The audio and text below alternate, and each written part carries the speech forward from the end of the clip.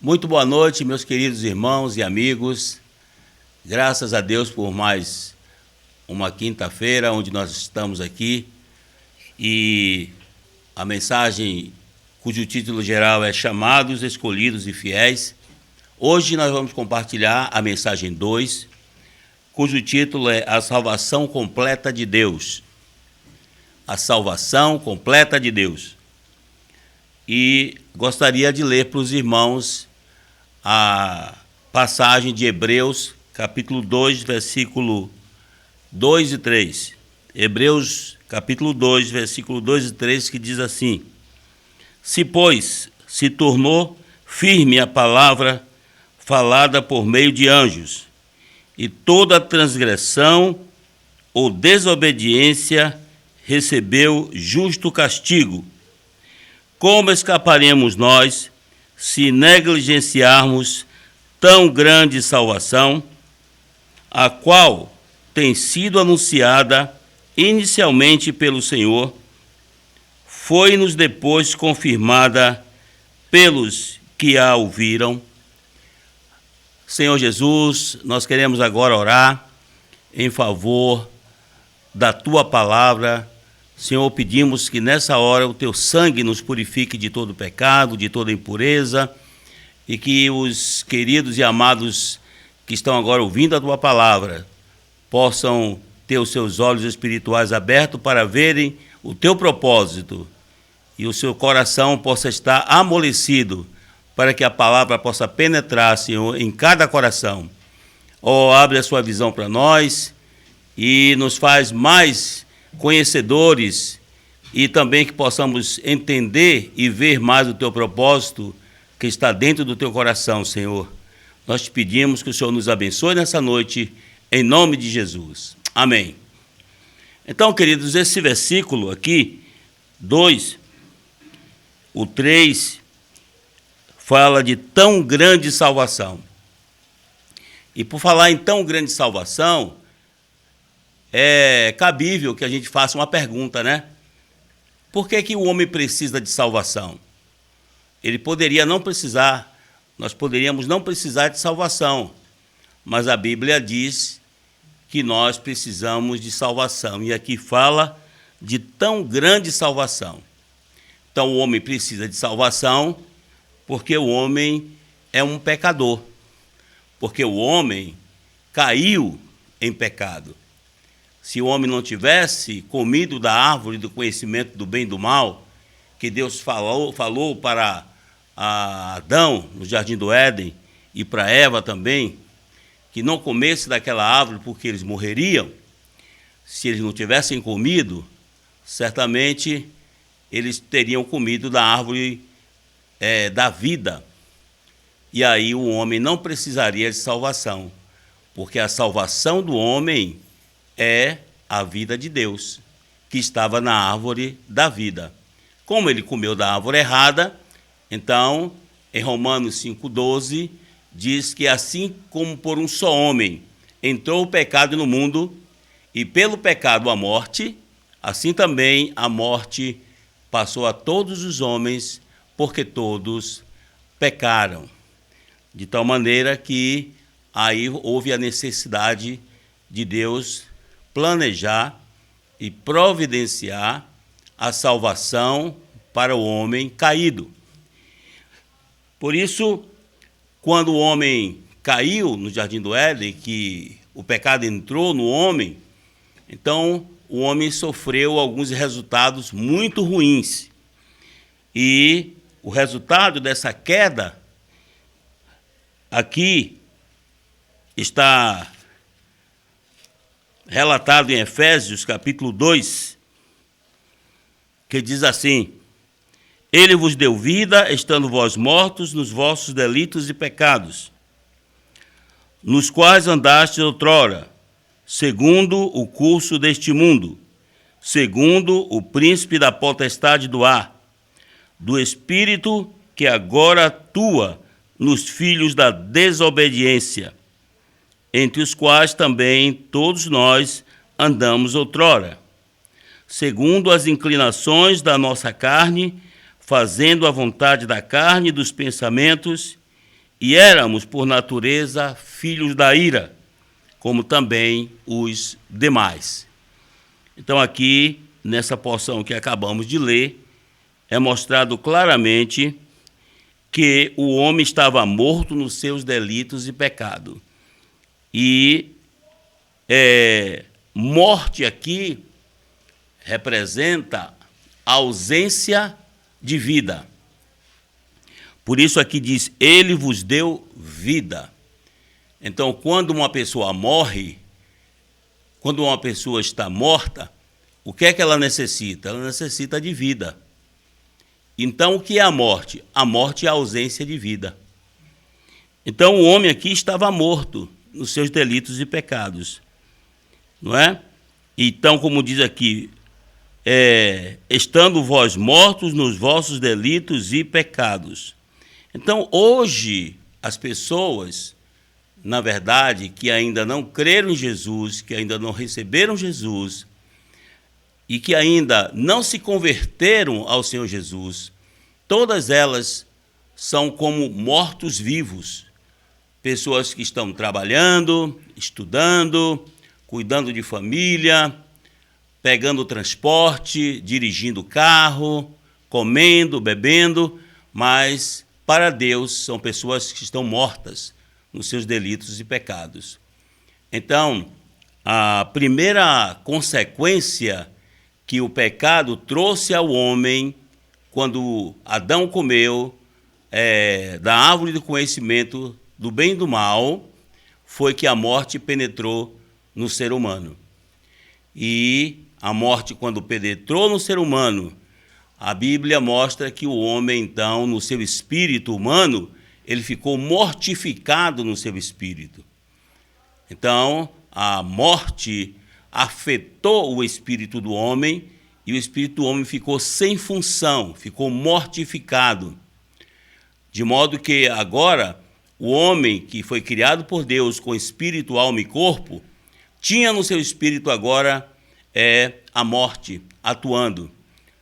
Porque o espírito do homem foi criado para conter Deus e contatar Deus. É por meio do nosso espírito que nós contatamos Deus e que nós recebemos Deus. O nosso espírito humano é o lugar onde Deus habita. Foi feito para Deus habitar. E agora, expulso do jardim do Éden, Adão e Eva, eles não tinham mais contato com Deus. E eles também não podiam mais receber Deus como vida, porque agora o seu espírito estava mortificado. Por isso aqui diz que nós estamos mortos nos nossos delitos e pecados. E depois diz também que entre os quais também todos nós andamos outrora, segundo as inclinações da nossa carne, fazendo a vontade da carne e dos pensamentos. Então, a outra consequência que o pecado trouxe foi que os pensamentos e a vontade do homem foi afetada. Agora, o homem se tornou rebelde contra Deus. Os pensamentos do homem são malignos, são pensamentos contra Deus. E a vontade do homem não é mais para fazer a vontade de Deus, mas a vontade da carne, a sua própria vontade. E o homem que era puro se tornou carne. O seu corpo físico, então, também foi atingido pelo pecado. Então, não somente o espírito foi danificado e mortificado, a alma do homem se tornou rebelde contra Deus, fazendo tudo contrário à vontade de Deus, e o corpo do homem passou a praticar coisas de delitos e pecados. Então, o que o homem hoje faz, não é? Até mesmo a justiça humana é trapo de imundícia diante de Deus. E o que os homens fazem hoje, quando estão longe de Deus, é a prática do pecado. É o adultério, é a fornicação, não é? É o roubo, é o assassinato, certo? O homossexualismo e tantas outras coisas que a Bíblia condena como coisas condenadas por Deus. Então, esse foi o dano que o homem sofreu ao comer da árvore do conhecimento do bem e do mal, desobedecendo a Deus. Certo?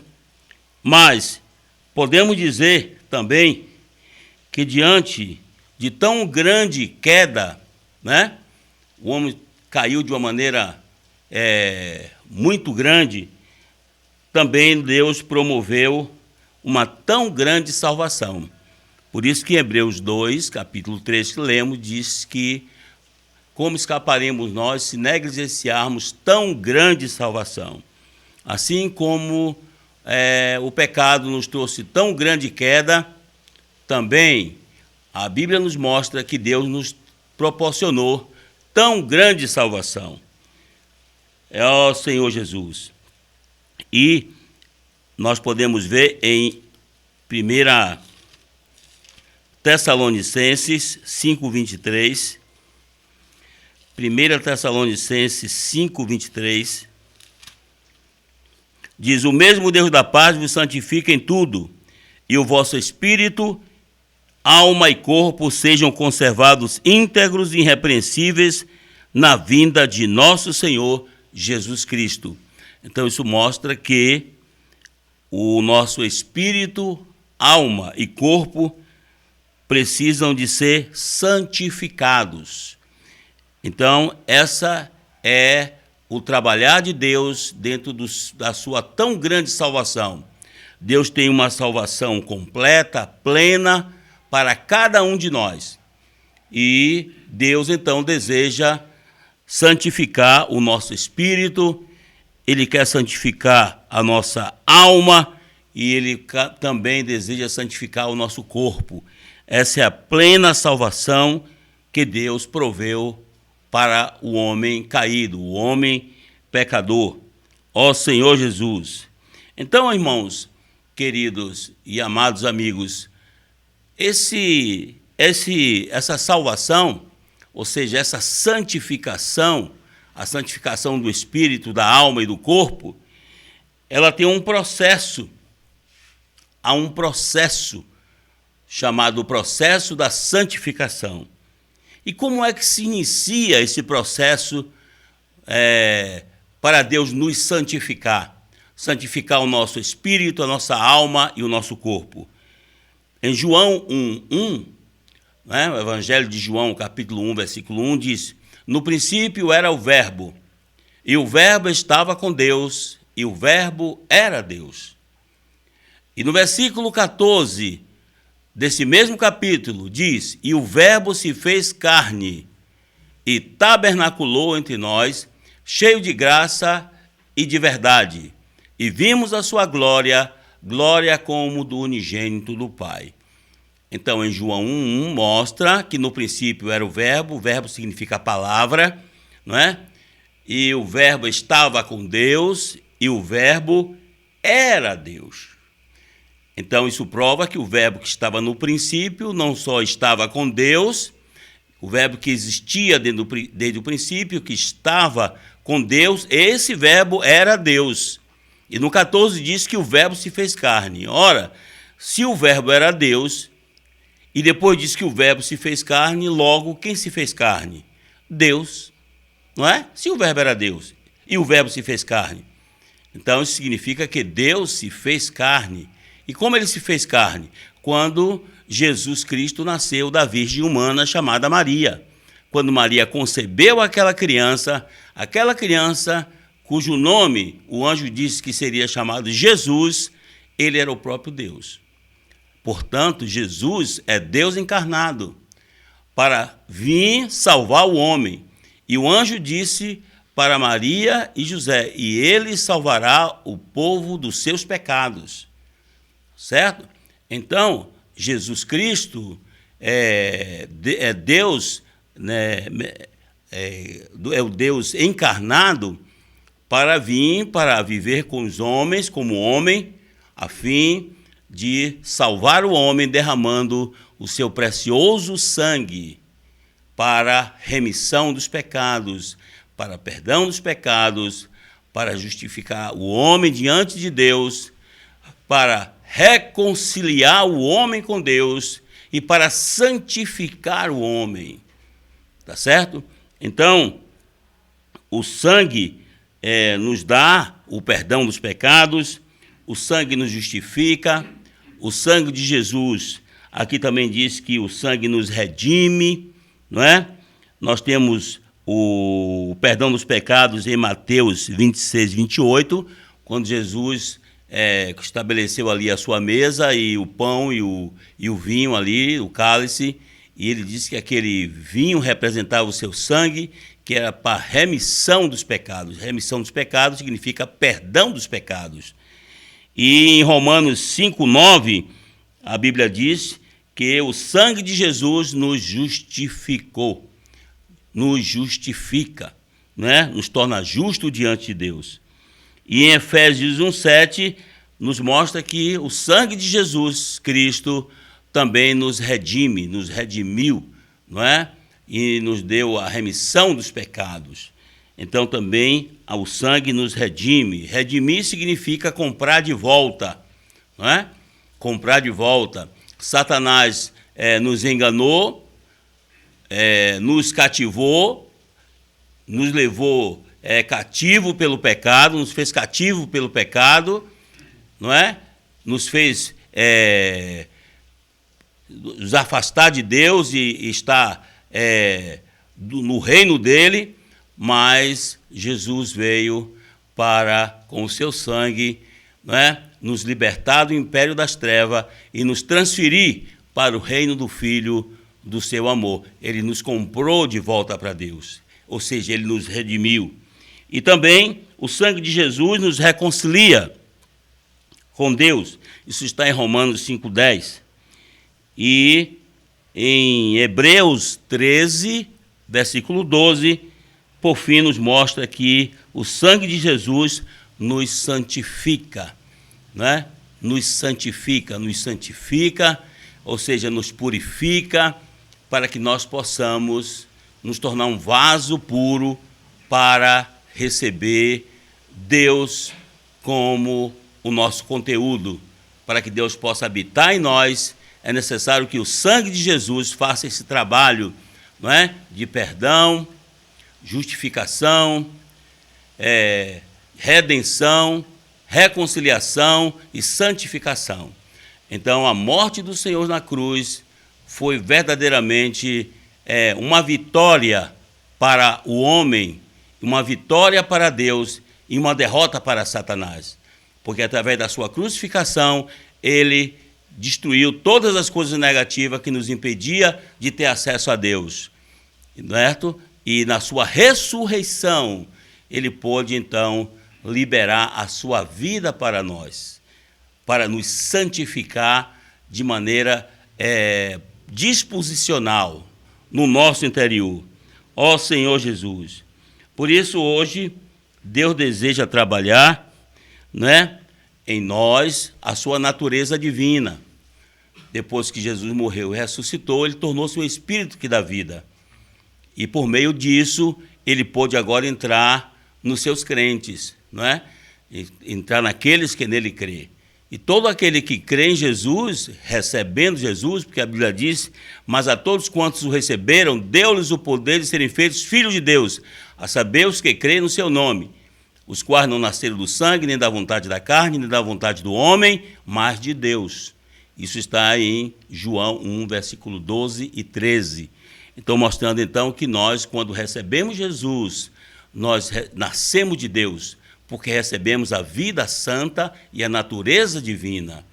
E agora nos tornamos filhos de Deus, deixamos de ser apenas criatura de Deus, nos tornamos filhos de Deus, porque nascemos de Deus, temos agora a sua natureza, o seu DNA, não é? Então, graças a Deus por isso. Por isso em Pedro, 1 Pedro, capítulo 1, versículos 14 a 16, diz assim: como filhos da obediência, não vos amoldeis às paixões que tinhas anteriormente na vossa ignorância.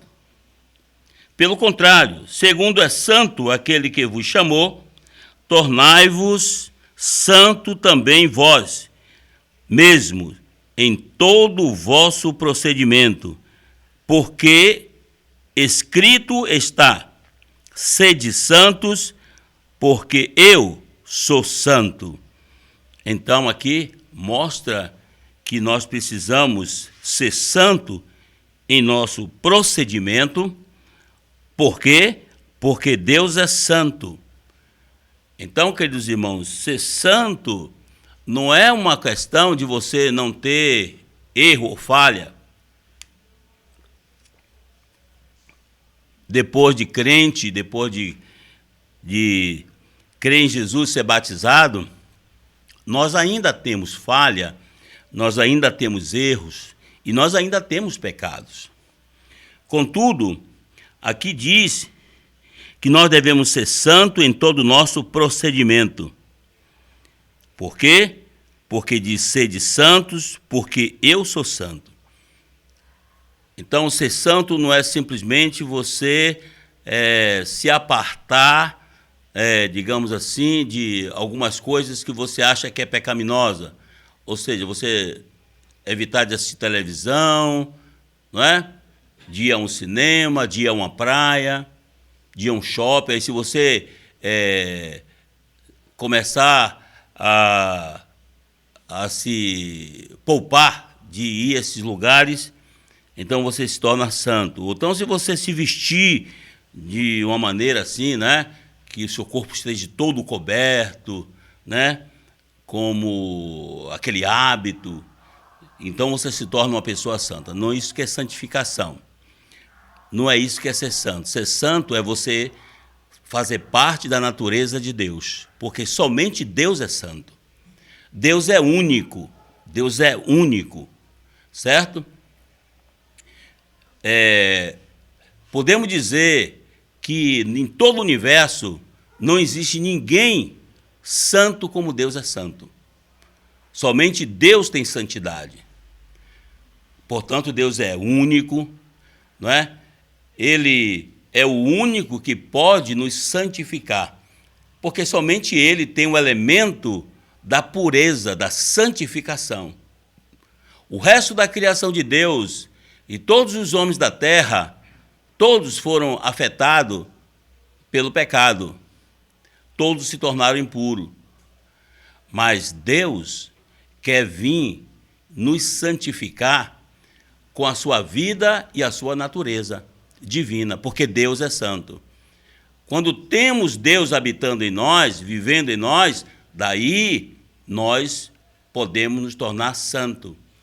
Mas existe um processo que Deus quer fazer de santificação, não somente santificar o nosso espírito, não é? Quando recebemos o Senhor Jesus como nosso Salvador, Ele então, ele vivifica o nosso espírito e santifica o nosso espírito. Agora, nós que cremos em Jesus, temos um espírito vivo. Nosso espírito não é mais uma lâmpada apagada, ela agora foi acesa. Ela foi vivificada, nosso espírito foi vivificado, mas a nossa alma e o nosso corpo precisam também de vida, precisam de santificação, precisam da natureza de Deus. Por isso, em 1 Tessalonicenses,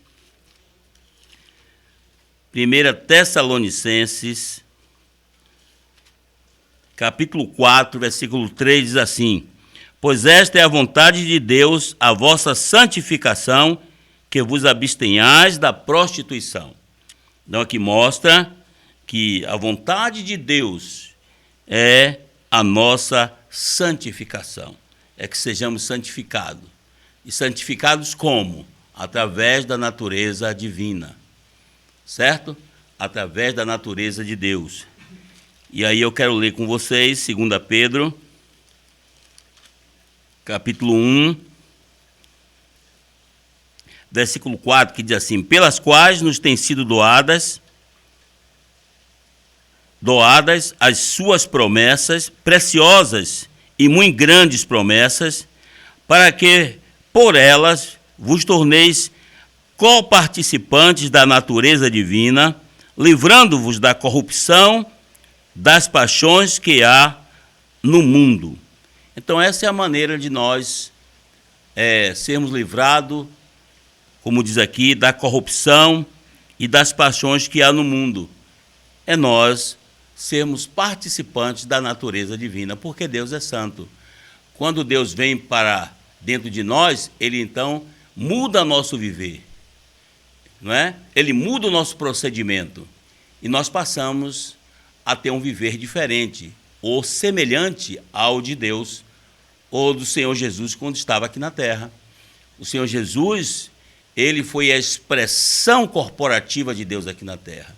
Ele expressou na sua carne aquilo que Deus é. Quando a gente todos que olhavam para Jesus, que andavam com Jesus, que viam Jesus, andavam e viam Deus. Deus era aquele homem, era assim. Era uma pessoa santa, uma pessoa pura, certo? Então, Deus, agora, tendo esse Jesus Cristo vivendo em nós, como Paulo disse, vivo não mais eu, mas Cristo vive em mim. Agora, esse Cristo que é santo está trabalhando a vida de Deus, não é? A vida divina dele em nós para também nos santificar. Isso é como aquele processo que nós, no passado, até já colocamos como ilustração, não é? Você tem um copo, aqui, por exemplo, um copo com água, né? E aí você pega um saquinho de chá com a água quente, aí você põe o saquinho de chá dentro da água e deixa por um espaço de tempo. Quando você tira, a água está completamente da cor do chá. Isso significa que o chá, a natureza do chá, os elementos do chá, foi trabalhado dentro da água. E agora a água se tornou um chá. Certo? Então é assim que Deus também quer fazer conosco. Ele entrou em nós, e quando nós andamos e vivemos no Espírito, então a natureza de Deus, a natureza divina, vai sendo trabalhada em nossa natureza humana, em nossa mente, vontade, emoção, e aí nós vamos sendo santificados. E começamos assim a expressar Deus em nosso procedimento, em nossos atos, em nossas ações, não é? Então, o que a Bíblia nos mostra é isso, que ser santo não é simplesmente uma questão de você fechar, se restringir de muitas coisas que está no mundo, ou você se isolar num lugar fechado e não ter mais contato com nada desse mundo. Não é isso. Ser santificado é a cada dia nós desfrutarmos dessa natureza divina que está dentro de nós, desse Cristo que está em nós, e à medida que nós desfrutamos dele, e ele vai crescendo em nossa alma, nós vamos sendo santificados. Por isso que em 1 Tessalonicenses 5:23 diz que o mesmo Deus da paz vos santifica em tudo, em vosso espírito, alma e corpo, sejam conservados íntegros e irrepreensíveis na vinda de nosso Senhor Jesus Cristo. Então, quando o Senhor voltar, na sua vinda, ele espera que nós estejamos santificados, não só em nosso espírito, que agora já é santo, porque nós cremos em Jesus, e todos que creram em Jesus, o espírito já foi vivificado e já foi santificado. Mas também agora, o outro passo que Deus espera fazer e ganhar e conquistar em nós é a nossa alma. A nossa alma precisa de santificação e o nosso corpo também precisa de santificação. Ó Senhor Jesus, que o Senhor tenha misericórdia de nós, irmãos, e que nós não percamos tempo com tantas coisas desse mundo, quando poderíamos, assim, estar sendo santificados pela natureza de Deus. Por meio de quê que nós somos santificados? Como podemos achar a natureza divina? Então a Bíblia mostra, nós precisamos nos alimentar da palavra santa de Deus. João 17:17, que diz: santifica-os na verdade, a sua palavra é a verdade. Então, a palavra de Deus é a verdade. E essa palavra que é realidade, que é a Bíblia, a palavra que está na Bíblia, essa palavra nos santifica. Essa palavra nos separa de todas as coisas negativas, não é? Sujas e imundas desse mundo.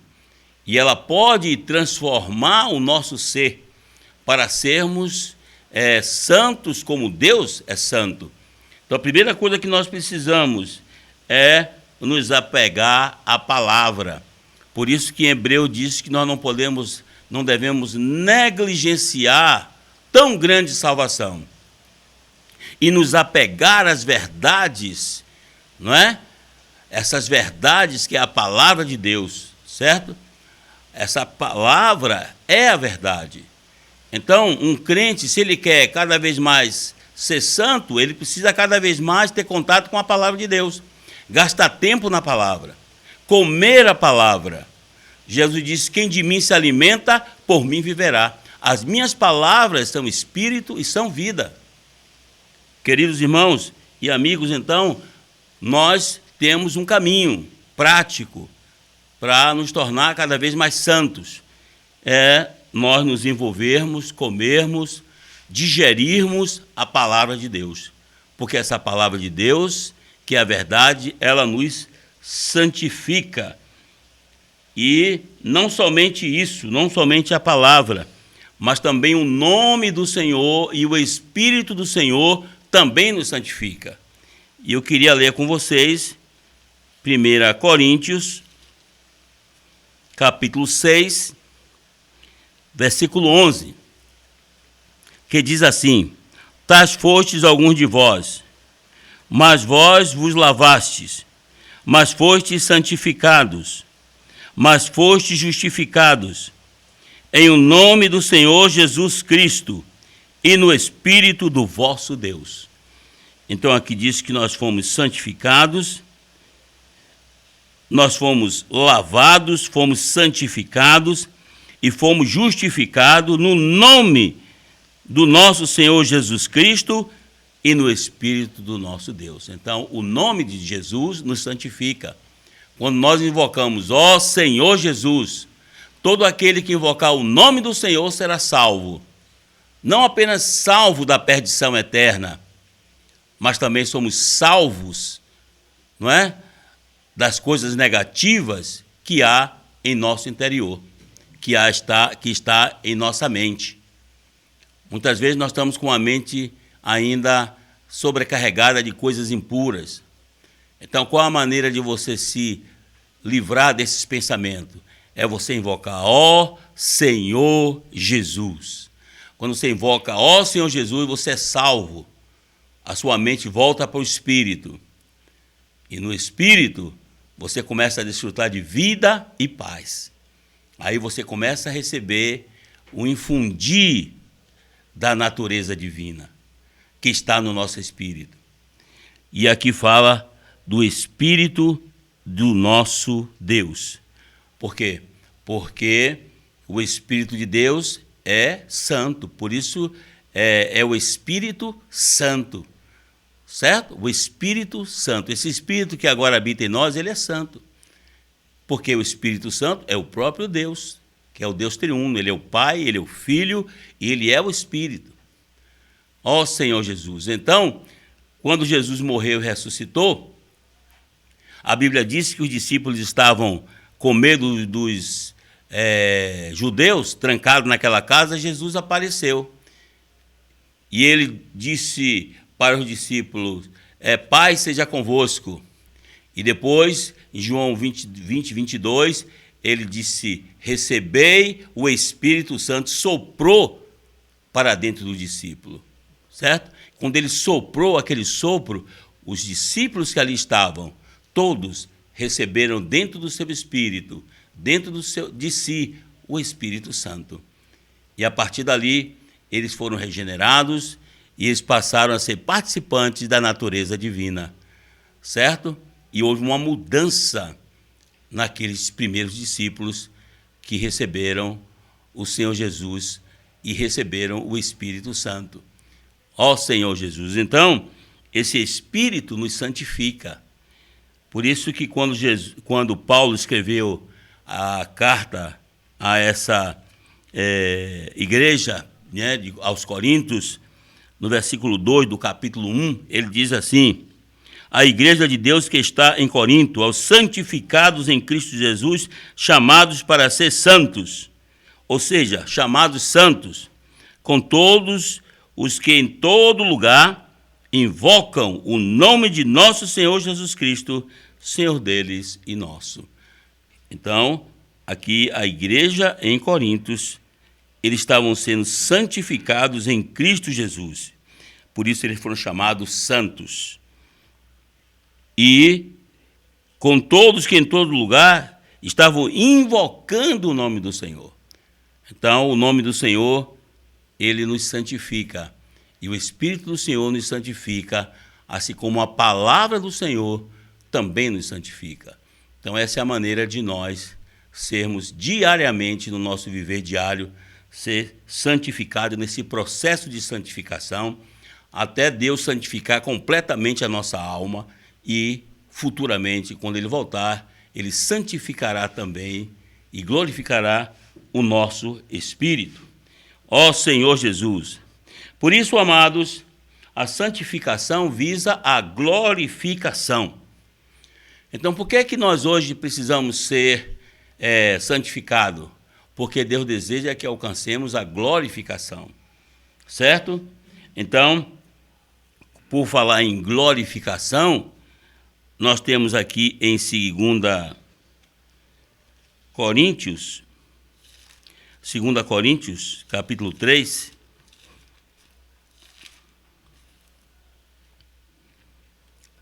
versículo 17 e 18, que diz assim: ora, o Senhor é o Espírito, e onde está o Espírito do Senhor, aí há liberdade. E todos nós, com o rosto desvendado, contemplando, como por espelho, a glória do Senhor, somos transformados de glória em glória, na sua própria imagem, como pelo Senhor, o Espírito. Então, nós precisamos, para sermos glorificados, não é? Estamos sendo santificados, e à medida que Deus avança em nós na santificação, Ele também obtém em nós a sua glória. E o que é glória? Glória é a expressão de Deus. Quando Deus é expresso, isso é glória. Certo? Quando Deus é manifestado, isso é glória. Então, à medida que Deus vai santificando a nossa alma e santificando o nosso viver, o nosso corpo, então as pessoas, até mesmo ao nosso redor, em nossa vida familiar, em nossa vida social, seja na escola, seja no trabalho, onde você estiver, as pessoas percebem que você é diferente. Porque Deus é diferente. Deus é único. E aí você começa a expressar pouco a pouco, de glória em glória, certo? A Deus. Mas é necessário o quê? Contemplar. Certo? Como diz aqui, que com o rosto desvendado nós devemos contemplar como por espelho a glória do Senhor. Isso indica uma vida de comunhão com Deus. Se nós temos comunhão com Deus por meio da oração, através da palavra, por invocar o nome do Senhor, certo? Por exercitar o nosso espírito em viver no Espírito, então o que acontece? Nós começamos a ser santificados e essa santificação torna a expressão de Deus no nosso viver. E isso é glória. E isso é glória. Então nós temos que contemplar. Contemplar Deus, né? Contemplar Cristo no nosso viver.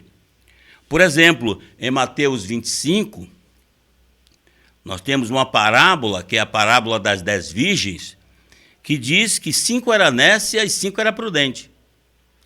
As prudentes, além de levarem azeite na lâmpada, também trazia azeite na vasilha. Então, o que significa isso e o que é isso?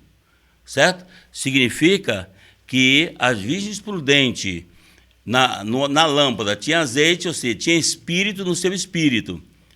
Mas também elas foram saturadas na sua alma, que é a vasilha, com o Espírito de Deus. E onde foi que elas obtiveram esse azeite? Já que as nécias não levavam azeite nas vasilhas, e só na lâmpada, que é no seu espírito.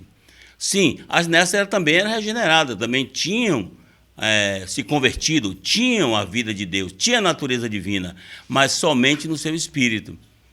Na alma, elas não traziam, mas as prudentes tinham azeite na lâmpada, que é o seu espírito, porque Provérbios 20, 27 diz que o espírito do homem é a lâmpada do Senhor, certo? Mas como as prudentes conseguiram azeite, muito mais azeite do que as nécias? É muito simples. É porque elas tinham contato, comunhão com Cristo, que era o noivo. Meia-noite diz, eis o noivo, certo?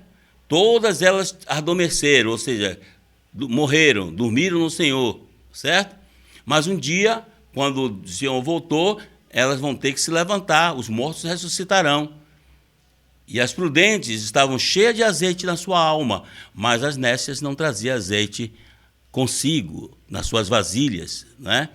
Portanto, quando abriu-se a porta do reino, então, para as bordas, as prudentes entraram. E as nécias foram buscar azeite, porque elas queriam tomar azeite das prudentes. As nécias foram querer pedir azeite emprestado. Não, vá buscar, né, a quem vende, porque o nosso azeite não pode ser repartido, certo? Aí quando elas foram, quando voltou, a porta estava fechada. E o que o Senhor disse para elas? Não vos conheço. Certo? Não vos conheço. Então isso significa que elas tinham pouca comunhão com o Senhor. Elas estavam fazendo as coisas sem comunhão com o Senhor.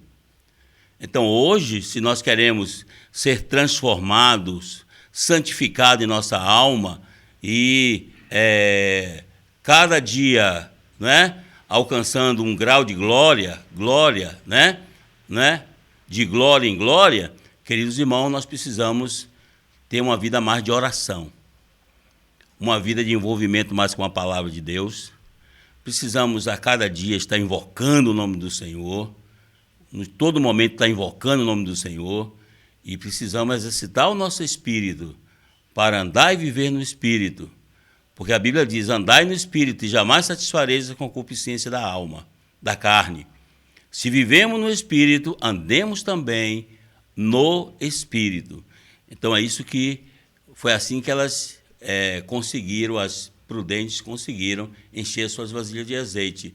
E do lado da obra elas conseguiram de 5 talentos multiplicar para 10. E a outra que recebeu 2 talentos, quando o Senhor voltou, deu 4 talentos, ou seja, deu 2 talentos a mais ao Senhor. Mas só que as virginécias, representadas por aqueles de 1 talento, quando o Senhor voltou, ela disse que tinham enterrado o seu talento, certo? Então isso mostra que o que nós fazemos depende do quanto nós temos comunhão com o Senhor, do quanto nós desfrutamos do Senhor e do quanto nós compramos azeite, não é? Então comprar azeite hoje, comprar esse azeite que é o Espírito hoje, é uma questão de comunhão com Deus através de oração, é uma questão de uma maneira prática, estar invocando o nome do Senhor, de exercitar o nosso espírito para encher a nossa vasilha de azeite por meio também da sua palavra, né? Por meio da sua palavra. Ó Senhor Jesus. E para encerrar, então aqui nos mostra que o Senhor, Ele é o Senhor da glória. Em 1 Coríntios 2,8, diz assim, pelo que vos rogo que confirmei, 1 Coríntios, eu estava lendo aqui 2 Coríntios, nos perdoem, aqui diz 1 Coríntios 2,8, Sabedoria essa que nenhum dos poderosos desses séculos conheceu, porque se tivesse conhecido, jamais teriam crucificado o Senhor da glória. Então Jesus, ele é o Senhor da glória, certo? E ele agora está em nós como a nossa esperança. Como diz Colossenses 1:27, Cristo em vós é a esperança da glória. Então, graças a Deus que todos nós, todo aquele que creu em Jesus e o recebeu, hoje são pessoas que têm esperança. Qual a esperança? A esperança nossa é que um dia nós podemos ser glorificados, né? E vamos ser glorificados. Mas quem não tem Cristo não tem esperança, porque não tem salvação, certo? Então, a esperança do homem para que ele seja glorificado é quando ele crê em Jesus. Aí surge a esperança da glória. Cristo em vós, a esperança da glória. Ó Senhor Jesus. E em Hebreus, capítulo 2, versículo 10, diz: porque convinha que aquele por cuja causa e por quem todas as coisas existem, conduzindo muitos filhos à glória, aperfeiçoasse por meio de sofrimentos o autor da salvação deles. Então isso significa que nós estamos sendo conduzidos à glória, não é? Deus está no nosso viver diário nos conduzindo à glória. Ó Senhor Jesus, certo? Então, quando o Senhor voltar, em Mateus capítulo 24, nos mostra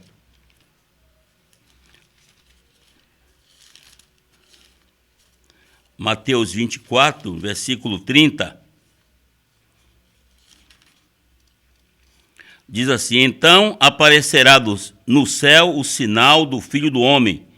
Todos os povos da terra se lamentarão e verão o Filho do Homem vindo sobre as nuvens do céu com poder e muita glória. Não é? Com poder e muita glória.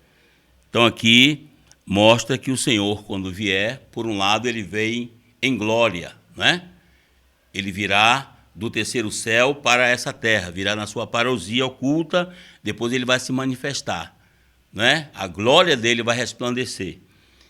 Mas, por outro lado, também a Bíblia nos mostra em 2 Tessalonicenses,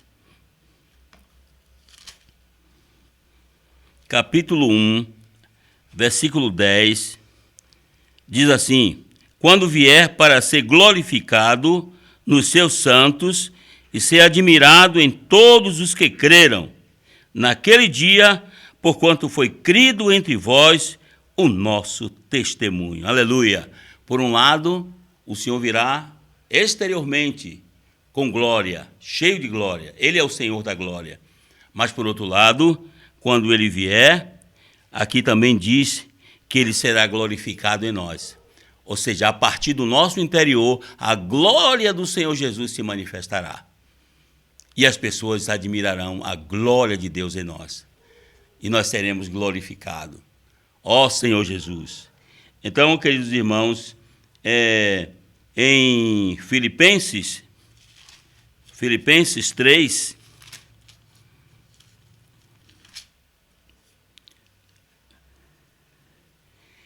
Filipenses 3, 21, diz assim: o qual transformará o nosso corpo de humilhação para ser igual ao corpo da sua glória, segundo a eficácia do poder que ele tem de até subordinar a si todas as coisas.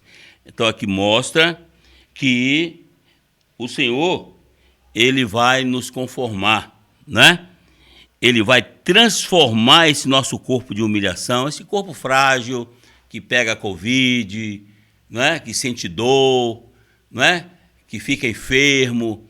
Esse corpo frágil, fraco e mortal, ele vai transformar esse corpo, né? E vai conformar esse corpo no corpo da sua glória.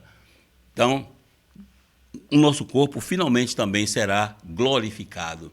Então nós teremos glória no nosso espírito, seremos glorificados na nossa alma.